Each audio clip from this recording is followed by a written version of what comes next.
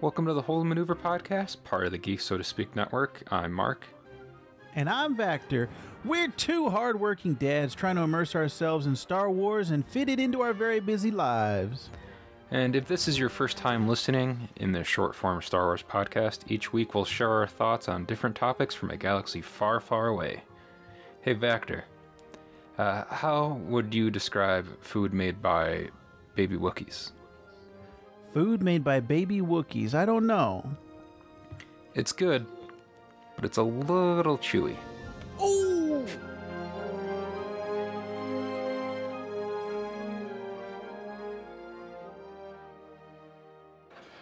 First movie you ever saw? Benji, 1981. I watched it recently with Lucy, and I just thought, oh, that dog is so dead right now. What about you? My dad took me to an old drive-in to see the original Star Wars. You know, I've actually never seen Star Wars. She's never seen Star Wars? Ted, the only people in the universe who haven't seen Star Wars are the characters in Star Wars, and that's because they lived them, Ted. That's because they lived the Star Wars. You gotta calm down. I told you you didn't know this girl well enough. What if you show it to her and she doesn't like it? Dude, it's just a movie. Ted, Star Wars is your all-time favorite movie, and whether or not Stella likes it is actually important. It's a test of how compatible you guys are. Marshall, it's just a movie. It's just a movie.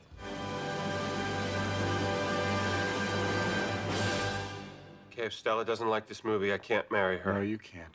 You wanna watch it again? Yes, I do. All right, everybody. So this week, our episode 4 actually collides with Star Wars' episode 4, and we're going to be talking about A New Hope. But this isn't just any discussion about Star Wars episode 4, A New Hope, or as it was called when it came out, just Star Wars. We have a very special guest on the show. He goes by the name Han Nuka, sometimes, but his actual name is Chris Moss, and he will do all your audio needs. Hi, Chris. How are you doing? Good. If you ever need audio, it's Mass Audio Production, massaudiollc.com, 602. No, I'm kidding. I'm not going to give my phone number on a podcast. I don't know. We'll put your website in our show notes. Oh, I but appreciate yeah, that. me and Vactor welcome you to the podcast. So we had recently found out that you had never really seen Star Wars Episode 4, A New Hope, or I guess any Star Wars outside of The Mandalorian. Yeah, that's correct. I've never seen any Star Wars. I've never seen any Star Trek. I recently, just 2 weeks ago, seen the entirety of Harry Potter and Lord of the Rings. Oh, and I'm 30, so... Quick plug for Vactor's other Geek So to Speak podcast, Technological. You might have to go on that one too. although I'm also almost as big of a newbie in Star Trek as you are. So. See, so it makes two of us. I feel less alone now. Yeah. Vactor, when you first found out about Chris's, I guess Luddite-ness as compared to Star Wars, what happened to your brain? It was instantly melted. I thought I knew him.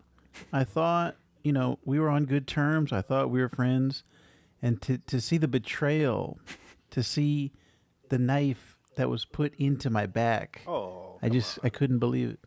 That's why you don't follow me on Instagram. Now it makes sense. You're breaking my heart. You're going down a path I cannot follow. I could keep going, but that's for a different episode about Revenge of the Sith.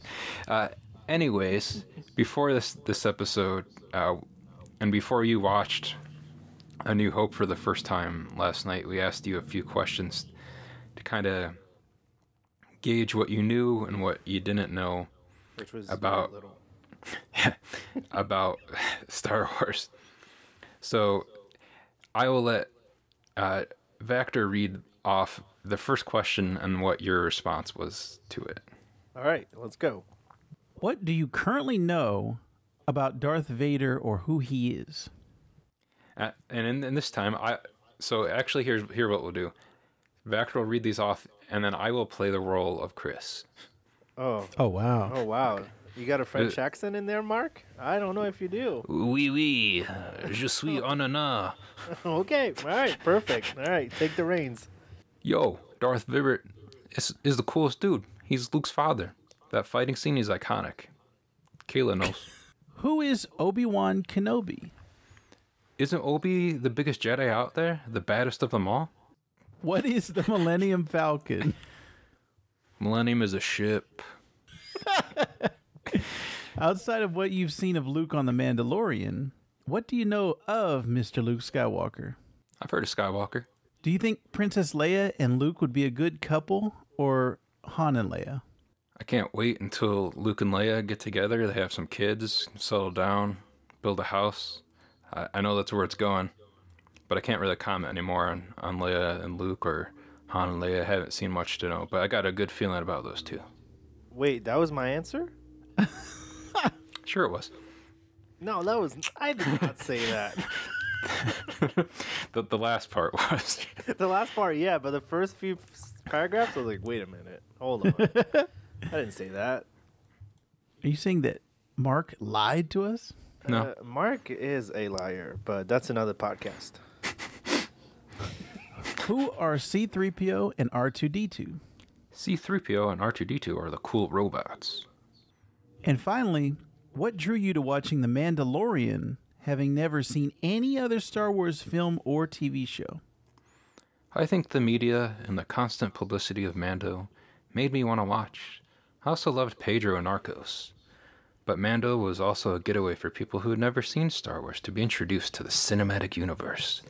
It was also a show where if you haven't seen Star Wars, you could easily start your journey there.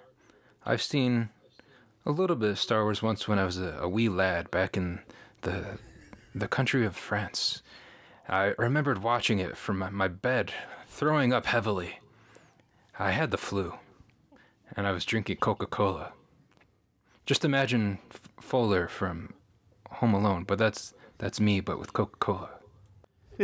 Clap, clap, clap, clap, clap, clap. So I'm very interested, Chris, to hear this because Star Wars is such a big part of pop culture. Yeah. And it's very difficult to escape it. You know, even just references in other TV shows and movies. Oh, absolutely. So I'm very interested to hear your thoughts on A New Hope. Or just Star Wars in general and how I escaped the entirety of its popularity. Yeah, really. How did I escape it? I never took an interest in it, to be honest. It was the I guess you could call it, how would you just put it as a genre? Sci-fi? Right? yeah, sci-fi, space opera. Yeah, so Fantasy, space, sci-fi, it's never really done it for me. So that's probably why I never grasped onto it. But I have to say, New Hope was a good movie. Nice. It was a good movie, so it was good. Every movie I see, apparently all the ants die in every movie I watch. So it's like, what the hell? You know? Oh, yeah. Yeah, see? Yeah. Spoiler alert.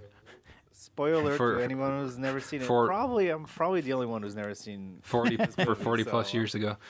Yeah. Uncle Owen and Aunt Beru's barbecue. Yeah. Yeah. Just like Enmei. Yeah. R.I.P. Spoilers for Spider-Man. Wow. This whole podcast is turning into spoilers right now. Just left and right. So, after watching the movie, from the characters that you met in the film, That who was like would you? that was most characters. I feel like when you ask me those questions, now it makes sense because most of the questions you've asked me was part of that movie. You Oh know? yeah. Yeah. So I was like, damn, Mark. Should be a journalist. I don't know what you do in the sound world, buddy, but you should be a journalist. So, out of all those characters, who would you say was your favorite from that movie? Oh, Darth Vader. 100%. Nice. 100%. I think what I did, I think the scene that was sort of funny to me is the fight scene, and then he hits the guy, and the guy just, what was his name? Obi-Wan? Oh yeah. And he just hit him, and then the cape, he just Just whoosh. It was like a Thanos moment. I was like, wait a minute.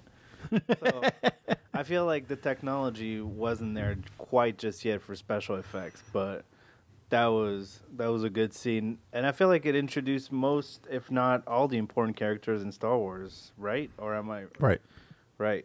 Okay. Yeah, and that movie's kind of, even though it's technically like later on would be called Episode 4, it's kind of the most self-contained in a way story-wise. It's got like a beginning, middle, and end to it. Yeah. Whereas like pretty much every other Star Wars film, it does, but there is kind of like a continuing storyline that you can see going on from there. Whereas like if you just watch this, you could kind of see this just being like its own self-contained thing.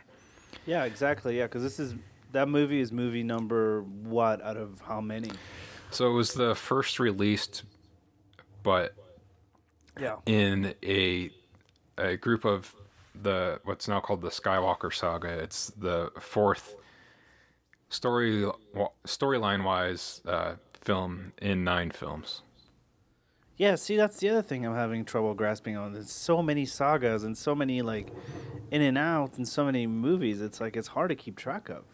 How does one do that? So the way these were released, the first trilogy that was released through the late 70s, early 80s. So it was this movie, then Empire Strikes Back, then Return of the Jedi. And then in the late 90s through like the mid aughts, he had the prequels, which were Phantom Menace, Attack of the Clones, and Revenge of the Sith. And then more recently, back around 2014 or so, that's when we got the sequel trilogy, which was Force Awakens, Last Jedi, and Rise of Skywalker. Oh, man. And then we also had the Star Wars story films, which were Rogue One and Solo. Yeah, now you have the TV shows through Disney Plus. Yeah, that's got all the Star Wars things now. That's a lot to keep track of. Including the new Obi-Wan show that's coming out in May. Oh yeah, is it a show or a movie? It's going to be a show. Oh, yeah. Nice. We'll talk about that a little bit later in this episode. Ooh. During the movie, what do you think were some of your favorite scenes that you can think of or recall? Well, while you're thinking about it, I'll ask Factor what his favorite scene from the movie is. Yeah, go ahead. Yeah.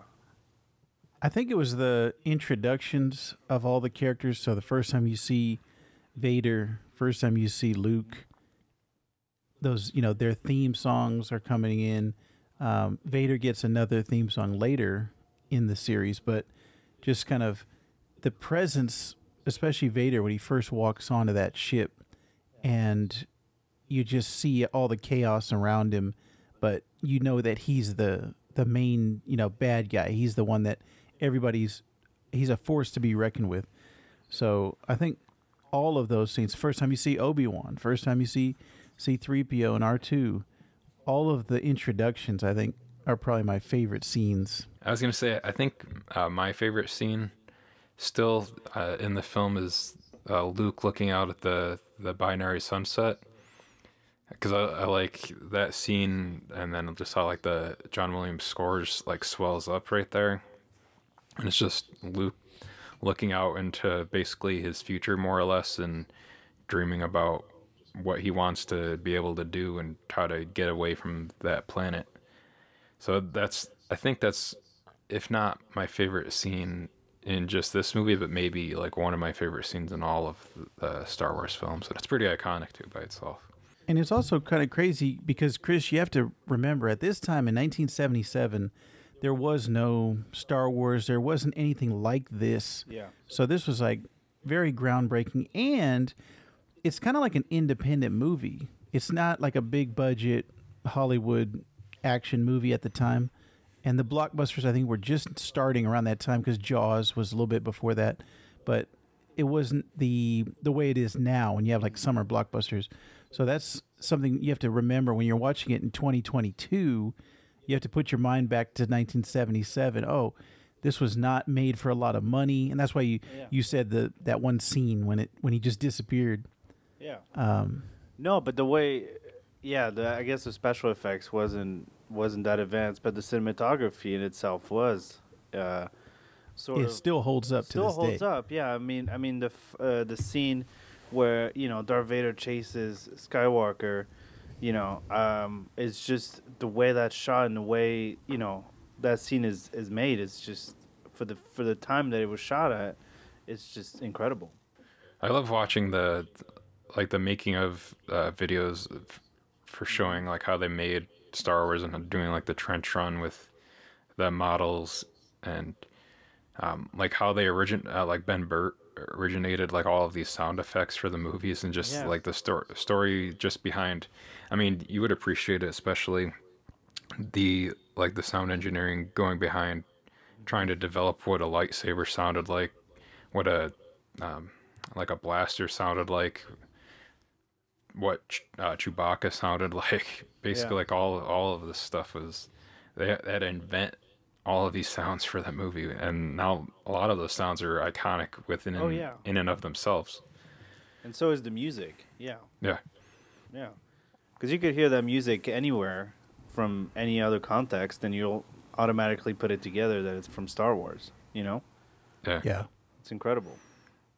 It still holds true. You're right, Vector. It still holds true to its time, being 2022, and it came out so long ago that it's just it's great. It came out in a galaxy far, far away. That's there's my dad joke for the night. Again, you said Darth Vader was your favorite character. Yeah. And then what scene did you say was your favorite? Oh man. So the one I mentioned, the chase scene was great. The one where he first meets Princess Leia when she's like in prison. She's like, "Oh, I'm in prison." That was I'm a hell. Oh, wow. That was my favorite. And then when he met Skywalker met Obi-Wan and then he revealed his true self. I feel like those were like all the introduction to main characters that would sort of like play on later in the future of each movies. So I feel like those were great scenes. But there was one. Now, when does the guy with the red head show up? Because I remember that character. With the face paint? He had like, okay, when I watched it as a kid, he had like a red face and he had like, not spikes, but he had like Horns. horns. Yeah, there you Yes. go. Yeah. Oh, That's Darth Maul. He appears in episode 1, which is that came out in 1999. Oh, that guy was cool. Yes, that was one of like when I saw that character for the very first time, I was like, who is that? I want to be that guy. Yeah. And I even got the contacts when I was a kid, or I you? guess I was a teenager. I got the yellow Sith eye contacts, and I wore them walking around high school, and people were like, what is he doing? This guy likes Star Wars. This guy. Yeah. Oh, that's how you and Mark became friends. No, I understand now. oh man, they probably thought Vector was out there token up on the Abong saber. Bow, bow, bow, bow. Now, out of all of the characters, who do you think, if when you would go in to watch the next movie, do you think you'd be the most interested in following after episode 4? Falling in terms of Like their storyline post A New Hope. Not knowing kind of knowing what happens with some of them, but not knowing fully what happens with. Okay, I see what you mean. Yeah, I guess the storyline of Skywalker and his relationship with Princess Leia. I feel like that has to be, further evaluated. But I feel like you sort of know where it's gonna go, and you sort of like anticipate it, but you don't know it. So so that's why you want to watch the next one. Yeah, I have a feeling that we might need to do an 11-part series with Chris going through his first viewing of each of the movies. Now, that would be funny. That would be very interesting. Also, What if Darth Vader later in the movies becomes a good guy? I mean, I'm holding out hope. I'm holding out a new hope. Boom. Oh. So, Nice. in this, Harrison Ford was Han Solo, and the first film that he had been in for George Lucas was actually American Graffiti. Mm-hmm. But like in between there, Harrison Ford was working as a carpenter. So before he came in and eventually won the role of Han Solo, I thought you might think it was interesting to find out who were some of the people that were up for what became a very iconic character. Oh yeah. So who? We got Kurt Russell, who you may remember as trying to give a good point of reference for you. So maybe Ego, Chris Pratt's dad in Guardians of the Galaxy Volume 2. Mm-hmm. Oh yeah. Or Sylvester Stallone, Rocky. Oh God, no. No, that's a terrible choice. Oh God. Or Peter Venkman himself, Bill Murray. Bill Murray, really? Yeah. Oh no. Or Christopher Walken. Hey, how you doing? Or you can tell these are all very 70s-ish choices too, obviously because of the Very time. 70s, yeah. I wouldn't have picked either of them. Burt Reynolds, Jack Nicholson, James Caan. Some of these are really interesting because some of these are like diametrically, immediately very different than each other. Yeah, Robert Jack De Niro. Nicholson? Yeah, Al Pacino, What? Steve Martin. I like how Steve Martin and Al Pacino were on the same list for the same character. Yeah, with Robert De Niro and Jack Nicholson, that just doesn't make sense. And then the last option was Chevy Chase, which I can kind of see that because the Han Solo character is kind of if you go on and watch the Fletch movies, I can kind of see a similar-ish Han Solo kind of vibe with that. But Chevy you guys Chase was the old dude from the TV show Community, wasn't he? Yeah. Oh no. Oh yeah, Pierce. Oh God. I mean, he's a funny dude, but I just don't see him portraying that role at all. So how did Harrison Ford get the role then? How did he beat out so many actors? So he was there on set every day, basically reading lines with all of the other actors as they were trying out for the parts, just because he was friends with George Lucas. So he ultimately ended up winning over the part from just being so good playing off of everybody else during those casting sessions that he ended up getting the role of Han Solo that way. Oh, got you. Wow. So I just thought that was pretty cool. That's pretty cool. Now they need to make a remake with Danny DeVito. That's a big deal. And so, like, another thing that we kind of talked about too was with this movie getting made, and what's kind of funny in the long run was one of the studios that Lucas brought it to was actually Disney. Mm-hmm. That passed on it at that time. Yeah. They're like, no, we'll wait maybe about 35 years or so before we get Star Wars. But the guy that ultimately greenlit the film was at 20th Century Fox at the time, which was Alan Ladd Jr. And he actually just recently passed away.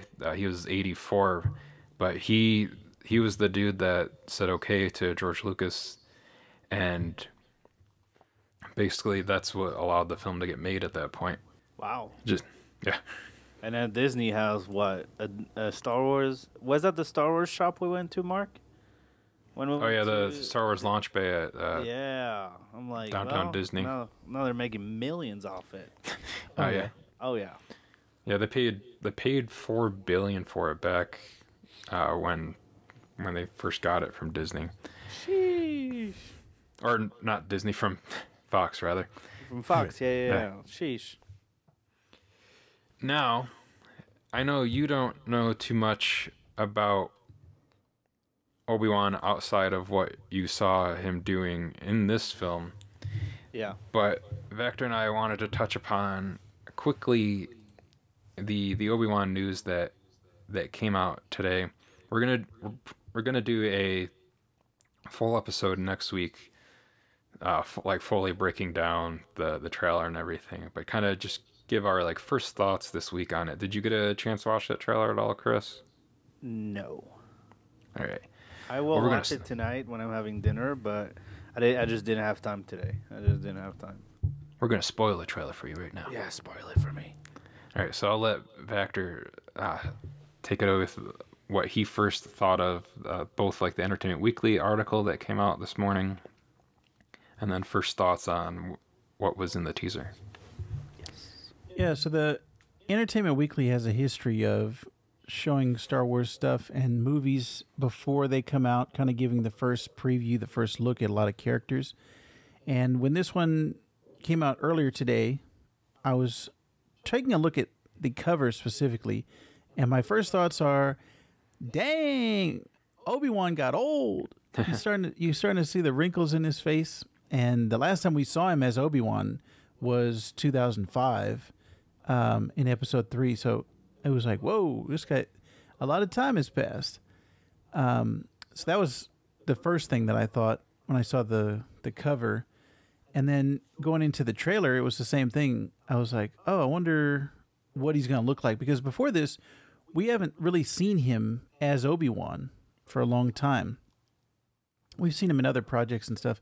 But getting to see him back again as Obi-Wan, I had a large level of excitement. Especially, I think the biggest thing was the music from the trailer. It was directly from the prequels in episode 3, that John Williams music, which we talked about earlier with episode 4. It's just so iconic, and it tugs at your emotions. Like that music, it knows exactly how to manipulate you. So there was a lot of action in it. Not as much Obi-Wan as I wanted, but save that for the show. I don't necessarily want to be spoiled on everything in the trailer, but it gave me a good kind of feeling for what the show was going to be, which I didn't have before, because before we just had like a teaser poster, and then the casting news. We knew who's going to be in it. But this right here, like I said, the music and the action were both getting me very excited when I was watching it. I have to say I agree as well. It was very cool. We saw Joe Egerton coming back as Uncle Owen. Chris, in the prequels, we actually get to see a younger version of Uncle Owen. Before in he one gets of those. barbecued. Yeah. But yeah, Joe Egerton plays a younger version of Uncle Owen in the prequel films. Oh, nice. So it was cool to see him. And we also saw some of the Inquisitors in this as well, which we've seen throughout both the video games as well as the animated series. But we know our friend Wonder Rob doesn't watch animated series because why would an adult watch animated series? I mean, that'd be like if you were an adult who bought a bunch of action figures from your childhood, even though you're an adult now. Right, Wonder Rob? Only people in the ages of 18 or minus can only watch Rick and Morty. If you're above that, you can't watch it. You just can't. You can't. You're an adult. You can't watch that. Dang. But yeah, I liked the tone of this trailer. I liked seeing Ewan McGregor as Obi-Wan again. I'm really excited about what that show has in store, and I know it's a limited series too, so it's just, and I liked that little bit we saw of a young Luke in the trailer too. But those are just our little teaser thoughts of the teaser trailer. We have a new segment this week that we're kind of just introducing and kind of maybe putting a call for action out if you want to email us and give us suggestions to this segment. It's called That Was From Star Wars. La la la, Luke, I am your father.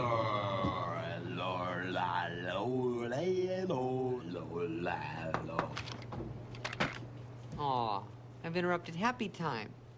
Look, your father wants you to check out the delay problems we're having at the loading dock. Now, I know you'd love to just sit there and keep being not slim, but we gotta work a little today, okay?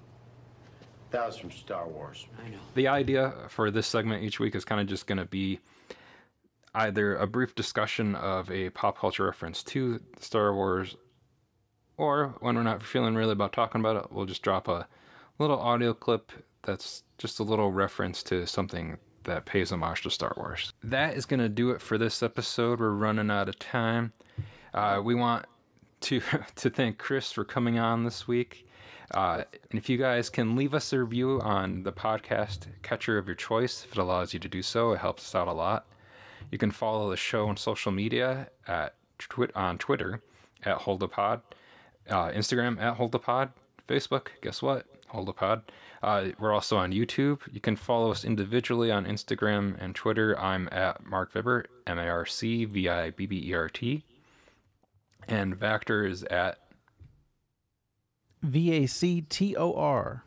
And Chris is at For what? Instagram and Twitter if you want to share. I think it's Christopher _A_ Moss MAS. I don't know. Yes, that is. Yes. Yeah, we'll link them so Instagram. people can find you, and then if they want to hire you for any other audio needs, hire Mark Vibber. He's better than me. All right. Well, you can hire the Enhanced Audio Diamond Dogs team. Yes, you can. There you go. Well, we work the Super Bowl. We'll do your Super Bowl as well. Yes, which is your kid's birthday party. Yeah, we've done a bar mitzvah. We've done it. Oh yeah, that's right. We've done a bar mitzvah. Oh, I totally forgot about that. That was during COVID too. Strange. Yeah, that was weird. Anyways, weird, you can email us at holdapod@gmail.com. And then for all things geek, you can go to geeksodaspeak.com. Or you can find the rest of the podcast network with Geek So to Speak, with the main host, Wonder Robin Schaff, and mine, Vactor's weekly segments that are themed to whatever they're talking about that week.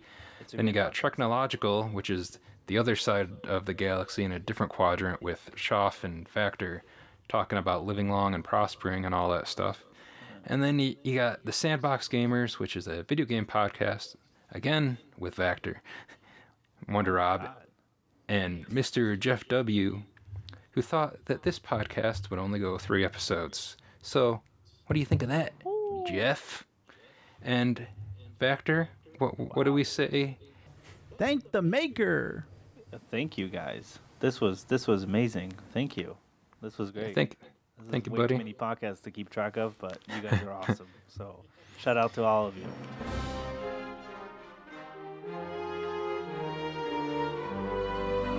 And here is where Vactor will insert our first audio clip from that was from Star Wars. I was like, what's he going to insert? I was like, whoa, what kind of podcast is this?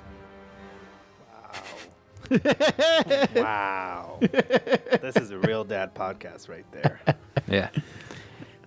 All right, so then the music plays, and then that How I Met Your Mother audio bit will play.